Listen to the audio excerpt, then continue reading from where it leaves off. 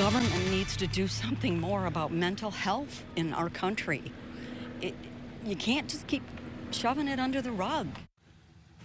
First tonight, several people remain hospitalized after a man crashed a pickup into a Grand Blanc church and began opening fire. The suspect, an ex-Marine identified as Thomas Sanford, set the building on fire and was killed in a shootout with police. In total, 5 people are dead, including the shooter. 8 others were treated at the hospital for gunshot wounds or smoke inhalation, the youngest victim being 6, the oldest 78. People who live in the area say they are heartbroken about what happened in their community. News 8's Adriana Doria joining us live now. She's been in Grand Blanc all day, talking with people who live in that area. Adriana, what's the latest tonight? Brian, Amber, law enforcement officials are calling this an evil act of targeted violence. And really the big question that remains is what was the motive and what led up to this? That is what investigators are trying to piece together. They say they've interviewed over 100 different witnesses and victims trying to piece that together, but they did say they believe this to be targeted to this specific community. Now, I want to step out of the way. We have a different vantage point here of the church where you can see really what is left, or really what isn't left of this church. But a bike rider that was coming through here pointed out that what remains is the American flag. He says that should be the story. He says that it shows the story of strength of this community. Now, we know from police from a press conference today that hundreds of people were inside when that gunman, Thomas Sanford, drove a truck into the building, opened fire, and set that church on fire. And as you can see, that church, a total loss. Now, we also learned from that press conference today that Sanford did have previous arrests with law enforcement and that law enforcement killed Sanford during the attack. The Genesee Township Police Chief is saying the community will come back from this. And this is not Grand Blanc. This does not define Grand Blanc and who we are. We are a community, and I am confident that together we're going to build a stronger community due to this incident. There is also a very small memorial that is starting to build near the scene that we've seen people coming out to lay flowers. We know there are multiple different vigils that are in the process of being scheduled, some of which starting at this hour. One woman I spoke to today says that the community coming together really needs to be the message in this face of tragedy. I know that prayer and doing a good deed can make people really come together and a light shine through even the darkest moments. I mean, these people were here for worship, no matter what denomination or worship they were going through. Like, they came here probably with their families, thinking that it was a safe grounding. I think coming together and showing our hearts is going to be the most vulnerable yet active way to just heal together.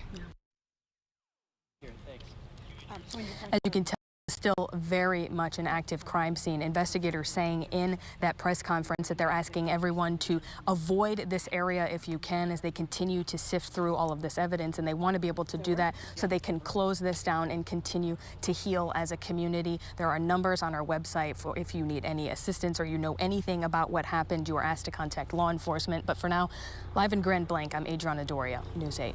All right, Adriana, mention those vigils. Look for more coverage on those later tonight at 10 and 11. Adriana, thank you. Well, Governor Whitmer was in Grand Blanc today, meeting with first responders and local leaders. She says everyone deserves the freedom to pray, go to school, or take a walk on their block in peace, no matter who they are. We also heard from county officials who said that law enforcement agencies are taking steps to keep schools and other places of worship safe. I know that this community is reeling right now, and I want you to know that the state of Michigan has your back. Your grief is our grief. I ordered flags lowered statewide, and I spoke with President Trump yesterday, who wanted to share his condolences. We have 31 marked cars on as we speak, making sure schools that are in session and churches that are planning Bible studies, regardless of faith-based, that they will be protected. Anybody who calls in, we will be there, like other law enforcement, to settle the community and bring a sense of calmness to people. People across West Michigan are showing their support for the Grand Blanc community. Yeah, during this time of reflection, News 8's Nicole Tan explains the evaluation of safety measures at places of worship. We're here at the Church of Jesus Christ of Latter-day Saints in Wyoming, where church leaders are encouraging people to get involved through a prayer, but it's also a good time to have a conversation about how to keep places of worship safe. How to keep people safe at places of worship is a weekly discussion for members behind Faith-Based Security Network. Around 900 people are part of this group from across the country. They're coming up with new measures so that they're ready to respond if needed. Whether that's using plastic instead of glass for front windows. It won't stop bullets. Bullets will still go through, but it won't collapse down so that they can just walk in. Or creating a physical barrier with concrete benches to stop vehicles. This takes the place of bollards. Kevin Van Horn explained to News 8 the idea is having security in disguise. There's a safety team at every worship at Ravenna Baptist Church blended in with the crowd. It actually makes people feel more comfortable that they know that there is security in a church and a safety team that can respond to that, not only with weapons, but also with first aid. As churches evaluate its safety measures, other religious groups, such as the Diocese of Grand Rapids, is showing its support. In a statement, Bishop Wackowiak shared sorrow over that attack, sharing prayers with the victims, their families, and the entire LDS community. Nicole Tam, News 8. Our coverage of the deadly church shooting will continue tonight. Stay with News 8 as we continue to bring you the latest developments on air and online.